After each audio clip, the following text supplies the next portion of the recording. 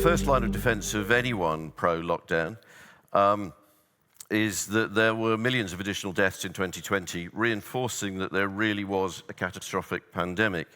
And you can't even start a discussion unless you examine the scale of the excess mortality.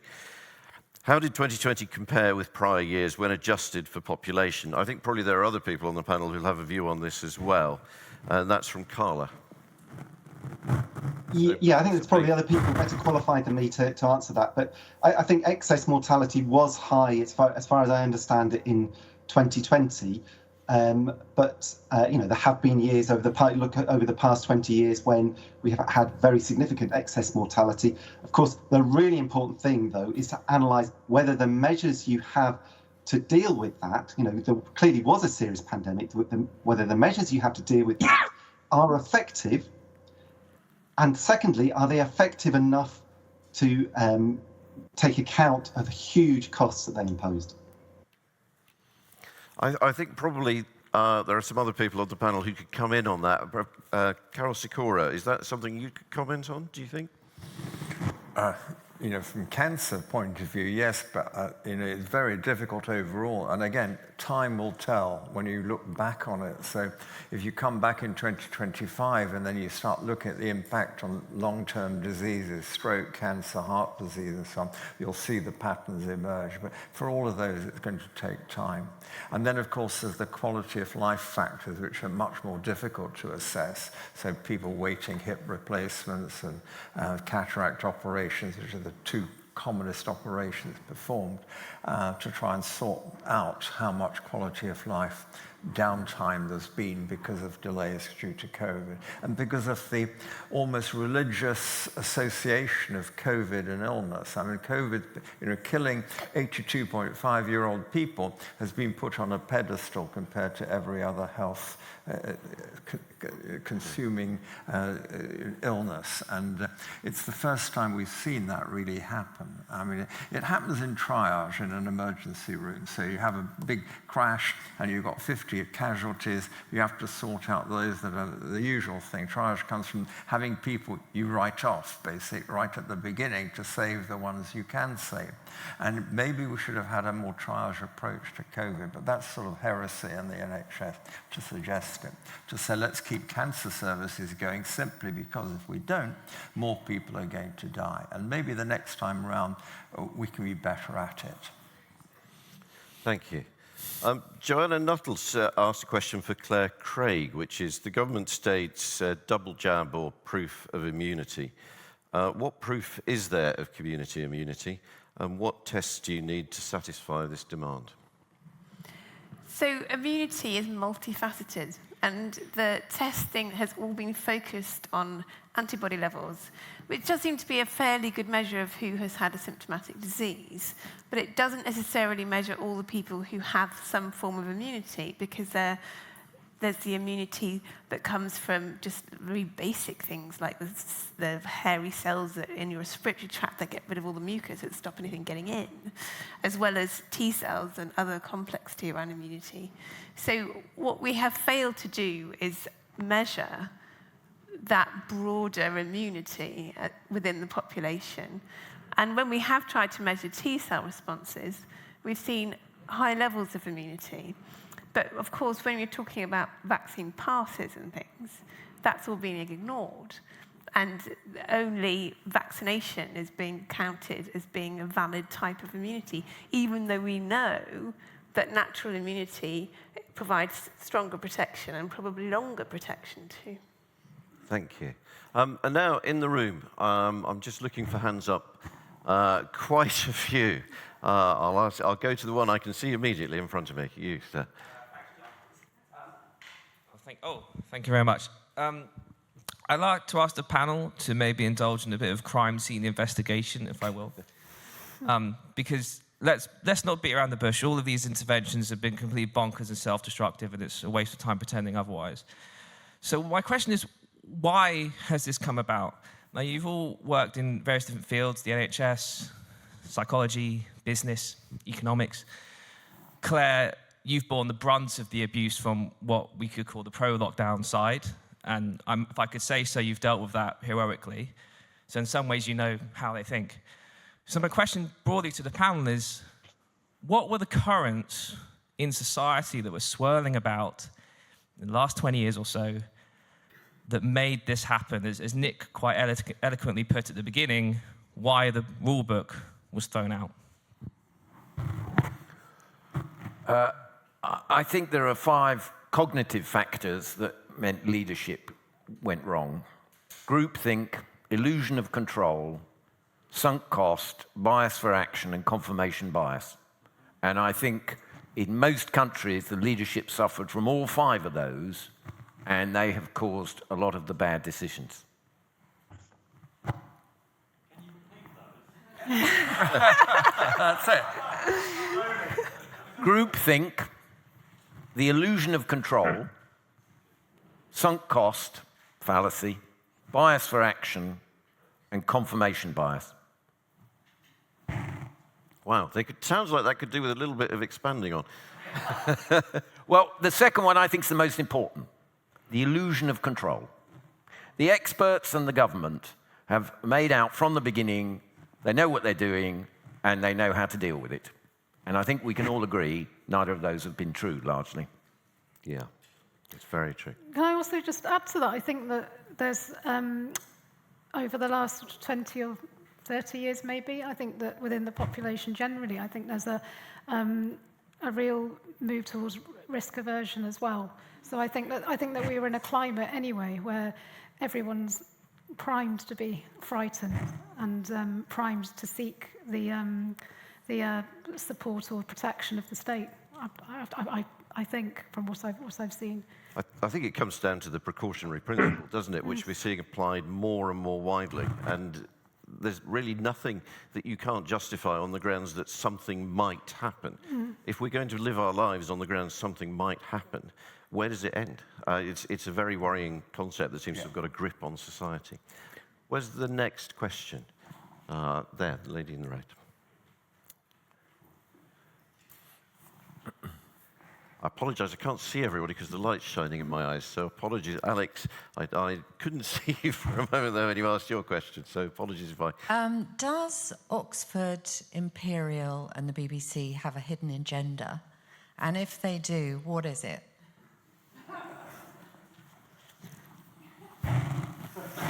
Who knows? Well, can I give that a go? Go for it, yeah. I've tried to steer people away from the idea of a devilish plan by people in a smoke-filled room, and also away from the idea that there's an agenda, and rather towards the idea that there are bad, dominant ideologies. And that links into what Luke was saying earlier. There's a current in thought, particularly at these supranational organizations, that goes along the lines of posing all the time centralist solutions that involve social engineering. And I think that we need to really examine that a lot more carefully because it's taking over our world. That's where you get these ideas of cancel culture and of censorship. It's the attempt to impose a social engineering vision on the world. And it's very, very dangerous. It's not the first time in history that this has happened, and it always ends in disaster. So for me, I think it's wise to step back from the conspiracy type thinking or the agenda type thinking and to really consider the ideological setting. Also, Hanlon's razor, I think, says something like, never attribute to deliberate malice incompetence. Yeah. Can I address that as well? Please do. I think certainly amongst a large majority of academics involved in this, and incidentally, of course, academics have been the ones most vociferously pushing for lockdowns, and they're the ones who have absolutely no skin in the game. They don't suffer a single day's loss of earnings from this. It's actually very comfortable for them to be in lockdown, many of them. And right from the beginning, when I was on panels discussing this, there was almost a consensus from the other side that the lockdowns were generally beneficial in terms of the whole climate crisis narrative. They were actually saying things like, this would be great if we could continue this. You know, CO2 emissions have dropped since this lockdowns first began, and we need to have more of this. Okay, and I think that you cannot dismiss that. I mean, basically, what I'm saying is, I think that we're heading. This is just the precursor for climate lockdowns, and that's always been a very, very serious drive amongst a very large class of academics. Well, next question. Alan, I can see you. Well, fantastic presentations, and I'm always daunted by being the dumbest person in the room. And I suppose that's my question, really, because there's so many great brains here, and people have been doing so much work in their respective areas. And I suppose there's a couple of questions and thoughts I've got, which is, I often hear people that disagree with lockdowns and are furious with what's going on, calling people sheeple and stupid. It's a similar thing to when we perhaps are called COVID-idiots or all of that kind of thing. And my question is, how do you think that we can engage in an upbeat way with, and what do you think perhaps outside your specific areas as well as specifically within it, in a way that can really appeal to the public? I know we don't have the same platforms, and often we're not invited on there. But that would be my question, and I am concerned somewhat that sometimes some people end up saying, well, all those stupid people who just keep following everything, and it actually means perhaps we need to be more convincing and compelling in the calls for freedom and liberty and in our respective areas. So I wonder what you think about that. Who would like to take that one? I'll have a start, if you like. David, please do. Yeah. I mean, although my talk was about the effectiveness of lockdowns, and we can try and get that message over, that's very hard in the context of the huge, propaganda of wave of fear that the government has deliberately put in place, and we've heard about before. I think the most important thing is to go back to first principles and remind people of their basic rights and freedoms. And I'm a little bit more optimistic on that point of view. I think people do respond. You give them an opinion poll and they say, oh yes, we need to lock down and so on, but actually you dig deeper into what they think and how effective these things are. I think they're much more cynical and skeptical of government. So to some extent, I think we're pushing it a bit of an open door in challenging government, the way the government's gone. But really the focus should be on the rights and wrongs of this, whether long-term use of criminal law to criminalise everyday normal behaviour and activity is the right way to deal with a health crisis, and we have to persuade people that that's not the way to deal with a health crisis. But I think we can do that by focusing on people's basic rights and freedoms. And the other thing I would say is, I think the most resonant area that gets people's emotions going is the damage to children. Yeah, and the very effective small group, Us for Them, I think made a significant difference to government policy in this country in getting schools back open, and that was basically 3 women. And firstly, obviously they were right, morally and every otherwise, health-wise, and I think the government realised they were wrong. But I think the damage to children, the other side don't have an argument. Yeah. And so I think if you're going to use one strand, you focus on that. You marshal your facts and you just push that, because I think it has the most impact. I think it was Nick Hudson said earlier that the World Health Organization has mentioned children many, many times in its communications, many more times than they're actually impacted by the disease itself. And I think it's quite indicative that the other side, who are pushing for lockdowns, do talk so much about children when actually children are so little affected. Yeah, but we have to point out the harms being done. Yeah, it shows that they're worried about that argument. Well, I think it's been quite difficult, I think, because of the because of the control that media have had over this, because I think that's something that surprised me. I thought, like I said, when I was talking before, is that when all this started, I thought, my goodness, we're going to have to wait for terrible stories to come out, because that will be what changes people. I thought we'd have a baby P or something, and the awful things that will have happened and have happened. In the first 3 weeks of lockdown in March, there were 14 deaths of women.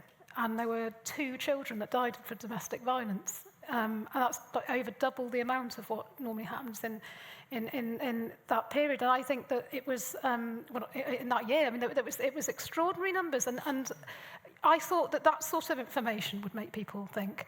And it doesn't seem to have made as much impact as it should have done. And I think a big part of that is it's not been given enough precedence by press. And I think there's a big responsibility that media carries for this. I completely agree with that. And I think the share of voice for the people questioning what's happening has been ridiculously low. And that's something I hope will change over the coming year. But there's no doubt the reason, partly, why people are so accepting of what seem very, very onerous restrictions is that the media has helped to educate them to be accepting and not to question. There's a question over there. Somebody's hand's been up quite often, but I can't see you because of the light, but if the microphone can go there. Hi, I'm Ross Jones. I'm a retired paediatrician from Hart.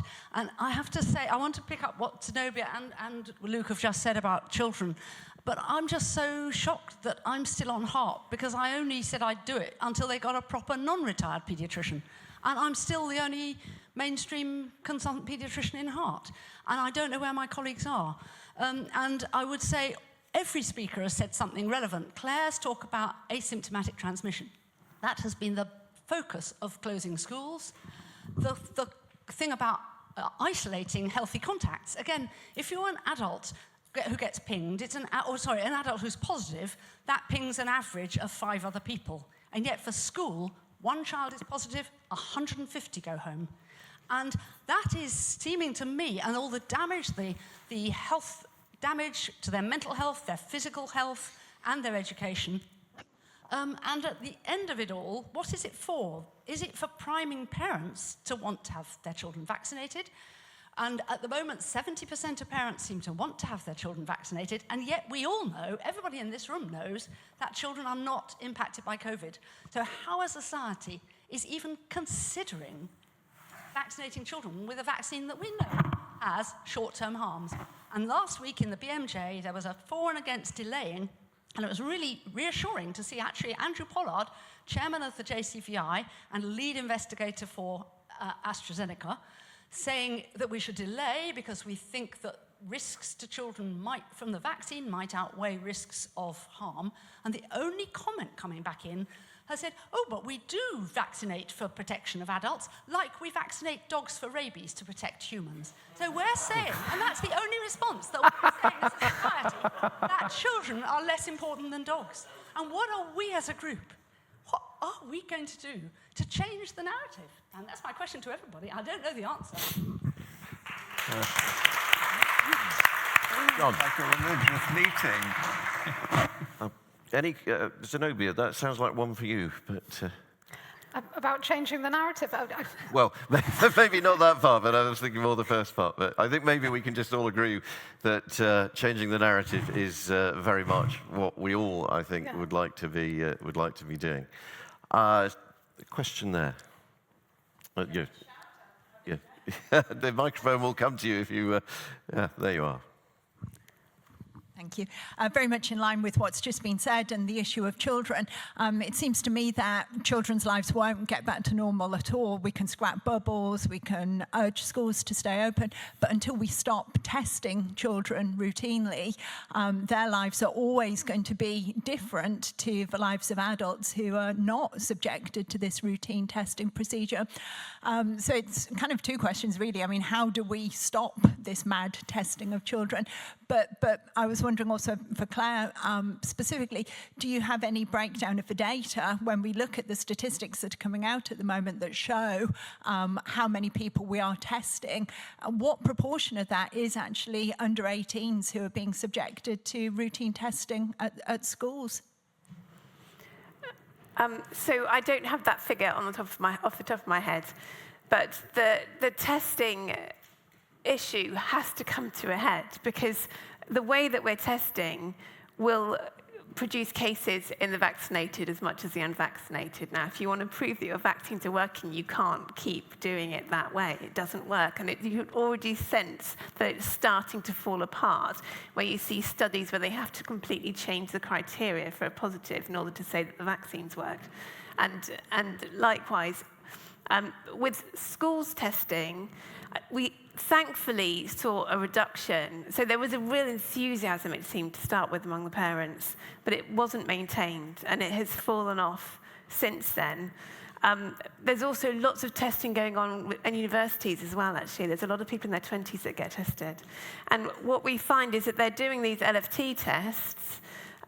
They have quite a low false positive rate, but there are false positives. And they were only recently started checking those against PCR testing. They use the fact that the percentage of children and people in their 20s is higher to claim they're driving the epidemic. But of course, those people were selected with the LFT testing. So of course their percentage positive is higher, because that's why they were tested. But I think we really have to get through to the parents. Parents have to start realizing that they need to stop testing their children for it to end. And I do feel like the penny is slowly dropping, that people's patience is wearing thin, and they're seeing the impact that it's having on other people's children when they do it.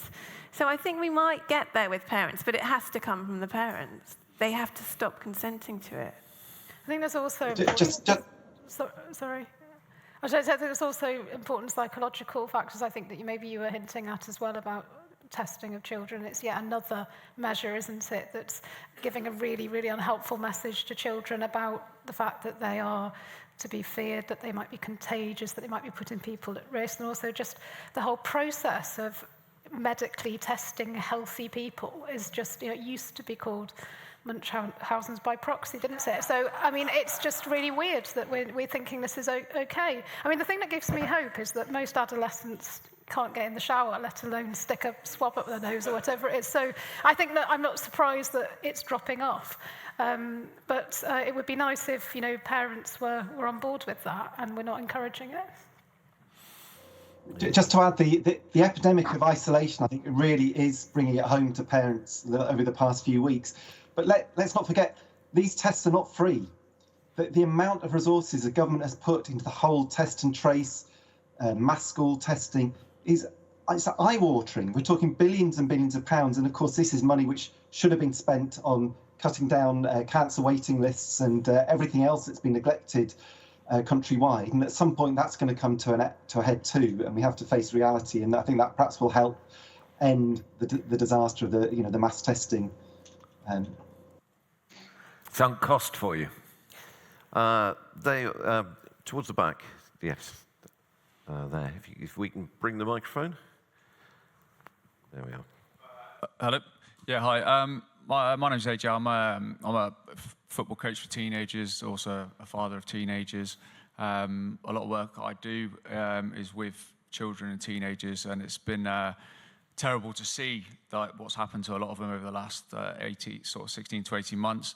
What I've also seen as a former military man is a lot of very, very poor leadership across so many sectors across the whole country, and obviously education being the one at the minute. So we all know it's far easier to just say, no, send the whole class home, and then actually stand up and actually, grow a set and say, well, actually, let's actually investigate where this kid was, what they've done, to test them again, etc., etc. Like some schools do.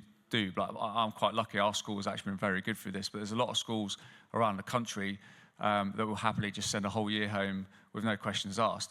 How do we sort of get the message to the people higher up in the education sector that are pushing these rules or restrictions and policies down to all the sort of schools? Because we all know if there was a real huge, scary pandemic, every single rule and restriction and policy would be the same across every single school in England, Wales and Scotland, because obviously we're all on the same island. How do we get the message, or as a collective, to these people who are high up in these different sectors that just happily isolate people and turn the blind eye rather than actually stand up for what's right? I think, Zonobia, that's probably one for you, if that's all right. I mean, it's been a complete lack of leadership, isn't it, in the Department of Education? Because I think that, as they've done, we've seen them do this with business this week with the mask mandate. That's not a mandate. They've done exactly the same with education, haven't they? Where they've just put it onto schools, and then schools. I feel sorry for head teachers. I feel really sorry for them. They're there trying to deal with all of these different issues and the pressures from parents who feel different things and so on. I think it's really, really difficult for them. And you highlight things like there's all sorts of the MPIs that are in place, but that you're talking about sport and so on, and the things that have been the activities that have been interfered with. Many schools only just, or some haven't yet, started their extracurricular activities and all of that. But I think it has to come from the Department of Education, doesn't it? I think it's really hard to, in what is still, we're all told that we're still in the middle of a public health crisis. I don't think we can really expect head teachers or people at local levels to take responsibility for those decisions. So I think my view is it's complete failure of government. I can't really see what people on local levels can do other. I mean, it frustrates me too. In my schools, my children are now back in masks again. They're not supposed to be, but they are. But I feel sorry for the heads. I don't think they know what they should be doing either. I don't know whether... I wonder, I mean, this is partly a UK-focused question, but Nick, I mean, what do you see happening educationally internationally? Is this something that's happening in other countries? Yeah, I was just about to say, actually, that the failure of government argument's a good one, but the question we need to ask is, why did all governments all over the world fail in precisely the same terrible way at the same time? So I think there's got to be a deeper answer. Yes, in South Africa, we've had exactly the same thing. 2 years of education lost for just, countless children. We don't have the capacity to do online schooling for any but a small fraction of our school population. So it's been an absolute crying shame and disaster. But I look at the extent to which, again, central authorities have got too much power. We need to decentralize as much as possible. It's not okay that a captured organization like the World Health Organization can, in effect, de facto, if not de jure, write the rules for how we're going to play the game of healthcare all over the world. That has to end. And I can't see it ending by way of conventional means, because, as somebody pointed out earlier, we do not, as dissident voices, have a place at the media table. So we're going to have to box very smart, and I don't think this thing is over anytime soon. It's a multi-year battle to shift the balance away from these frankly ludicrous policies. Mm. And one thing I noticed, we're talking a lot about children in schools, but the impact on students in higher education has also been horrendous. I think to be a student over the last year has been horrific, and I know there have been a lot of problems and mental health issues there. When we're talking about policies not being standardized and not taking young people into account, I don't think we should forget that students have had a terrible time too. It's worse than that. There's something wrong with the values of a society when they start imposing restrictions and basically punishments on children for the sake of reducing what is in essence a fairly low risk for elderly people. We've gotten our ethics upside down when that is happening. Yeah. Question there. Yes. I can't see you very well but yes, it's you. If we can get the microphone.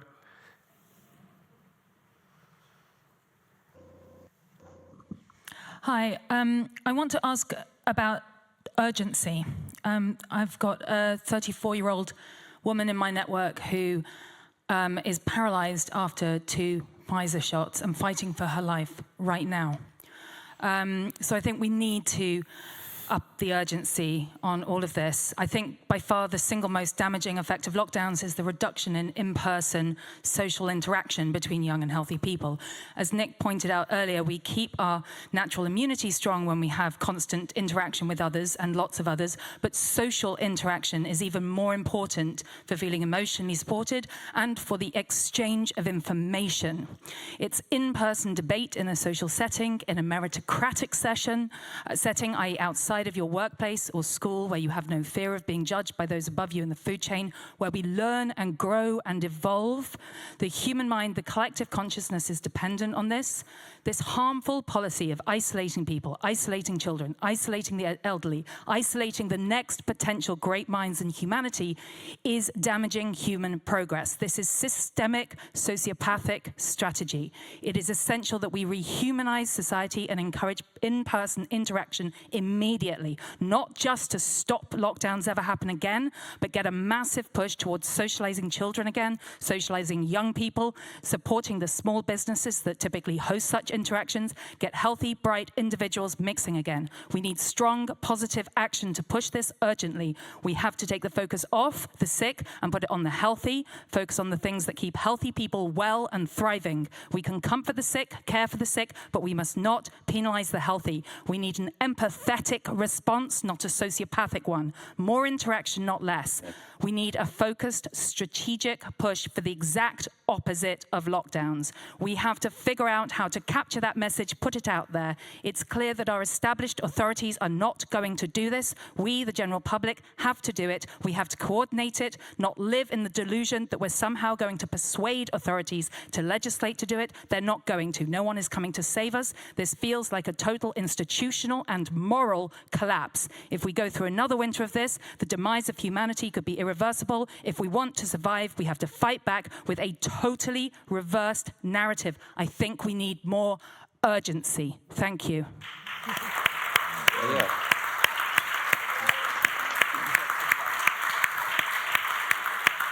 That's very passionate. I'm not exactly sure what the question was, but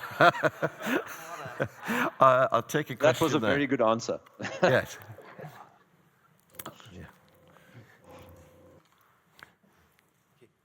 Hi there. Following up from what the lady said, I also have a friend, fit and healthy in her late 20s, who had the Pfizer shot and ended up in hospital. This was a few days ago. She literally messaged me on Instagram to tell me about this.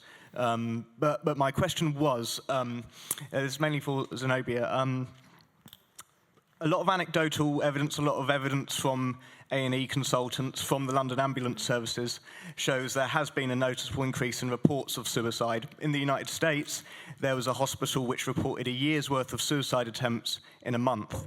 And in Portsmouth, there was a consultant who said there was a huge increase in children coming in as young as 10 years old, self-harming. London Ambulance Service reported a doubling in suicide attempts, and that's not even including people falling from heights or drug overdoses. And yet, the government, people like Nadine Dorries, they're constantly saying, oh, suicide hasn't gone up. We know there's been loads of individual cases. So a few years ago, the Home Office was exposed fiddling the crime statistics to water them down to make it look like it wasn't bad as it was. Do you think that the authorities are fiddling the books on suicide to minimize the obvious impact? I would say they're not clever enough. But you're right. I've been puzzled by exactly your observations. You read these snippets about London Ambulance Service, more in a month than in a year from previous years and so on, but you don't see the data. The data look good, as though there's no increase. So I really don't know. I agree. I mean, I think that with suicide statistics, they're complicated anyway. I mean, we're told, aren't we, that there hasn't been, in the ONS data, saying that there hasn't been a rise, and this is what Nadine Dorries says, but, you know, anecdotally, you hear different things. And certainly there's been rises, you know, from Freedom of Information reports in you know, overdose and self-harm presentations in hospitals. I know in Manchester, where I am, I think there was 22% rise in last year of young people and children coming through for urgent care for those reasons, and about 19% nationally, I think, from what I've heard. I think with suicide statistics, the other thing is that it takes a while for them to kind of make sense, as it were, because actually the overall number may not necessarily reflect what's going on in particular demographics or in particular regional areas. So I think it's a kind of longer story to see that. But I absolutely, it would make sense that, that we should have a huge amount of concern and awareness of that and ask those questions, given that we know that young people and people generally are presenting. Anecdotally, I'm hearing from colleagues about older adults presenting with self-harm and with suicide attempts as well. So yeah, I don't know whether, I wouldn't say that there's any fiddling going on, I don't know that, but although I would suggest that we need to wait and see. I think it's a picture that will present. And as I was saying, I was talking earlier that we've got, and one of the other speakers was saying that too, we know for a fact that economic recession is really strongly associated with suicide, really strongly associated with enormous emotional distress, particularly for men, middle-aged men. So, we need to be watchful about this. We need to be really careful as we go into a period of, furlough ending and all of this stuff happening. Thank you.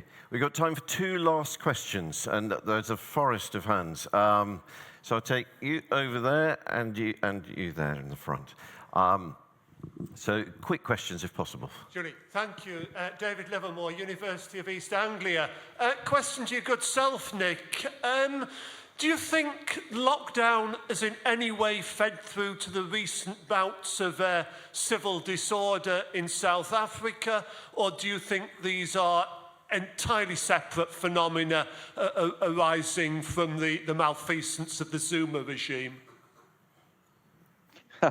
Yeah, we discuss this a lot. Of course, the media is trying very hard to portray it as entirely owing to the Zuma story, but that's not in any way a credible analysis. We went into lockdown as one of the least equal societies in the world, and lockdown has driven inequality like no other social strategy, and that's everywhere in the world.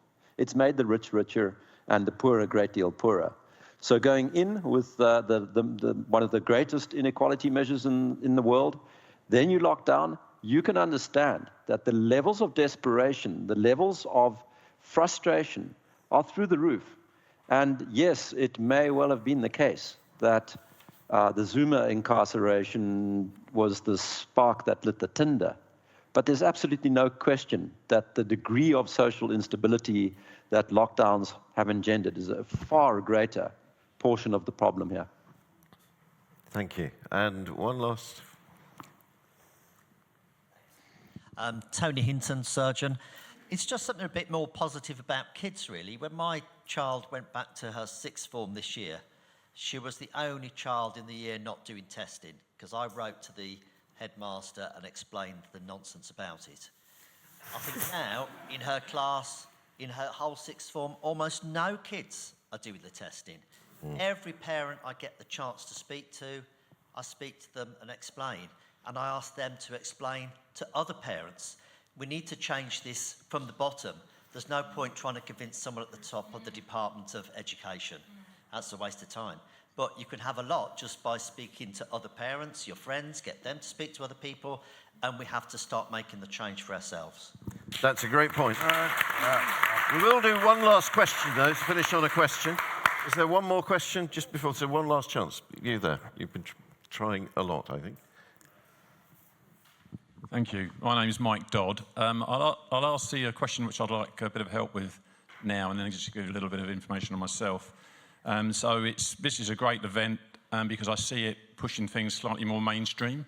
Part of the issue is so many disparate groups have come up over the last year or so. I've set up something. If we can make it a quick question, please. Well, I think it's important because we've obviously got a lot of political parties, Reform, UK, Heritage Party, Lawrence Fox, everything else. So people need to come together, which the gentleman said down here. We've got to do it for ourselves. So getting over to the mainstream is really, really important because there's no point just converting to the church, which is already converted. One of my roles is I need a quick question. Sorry, we're running out of time. Yeah, okay. I'm the chairman of the CAA, which is the Children's Activities Association. We represent 40,000 businesses. They are activity providers for children across the UK. Before the lockdowns, there was 2.5 million activities for children every week. So 2.5 million children. That's been decimated. Now, I've got a board meeting. The first board meeting will be meet in person next week in London. I've got all the board members coming down. You obviously know where my mind is, but I've got to be very, very level-headed. So how do I and how do we get that information out to the mainstream for my board colleagues? Because I can't, I don't believe in anything what's going on. I just say go back, get the kids to school, etc., etc. So I guess my question is how do we come together and how do we get the great information we have here and get it to people like my board, where I can put it across to my board to say, right, here are the facts, here are the facts, here are the facts, because that's what we need to do. I think the answer to that question is actually one that we will all answer in different ways. But my answer is very simple, is that we just keep trying. Because actually, this is very difficult. There is not a magic bullet which solves getting the information to the people who need it. It is just hard work. Every single one of us, like Tony Hinton was talking about just now, doing what we can through the mechanisms that we have, through the people that we know, through the media that we can access to get the word out. And eventually, keeping the lights on in terms of getting the message out there will work. But it's slow, hard work when the balance of the media voice is against you. Let me throw that to the panel. Is there anybody else who would like to comment on that? No, it's the long haul, and you just be persistent. Ultimately in life, it generally pays. So don't give up, keep going. We will win, because the truth, Yeah, we all win. Could I just come in there on one point? Yeah. A trap on both sides of the argument, I think, has been to go too utilitarian in all the thinking. I even did it today talking about the cost-benefit analysis story and the absence of a cost-benefit analysis. I think we've got to shift the language, and the one person in the audience spoke quite eloquently about just doing just that. We need to start marketing agency, spiritedness, character, virtue, values, and stop talking about the positives and negatives in the utilitarian calculus. We need to shift that language and market a different language. There's a kind of moment of cultural weakness that has gotten us to this point, and that's the fight, is to take that cultural weakness on. Here. And that's a very, very powerful note to end on. I'd just like to say thank you to all the panel.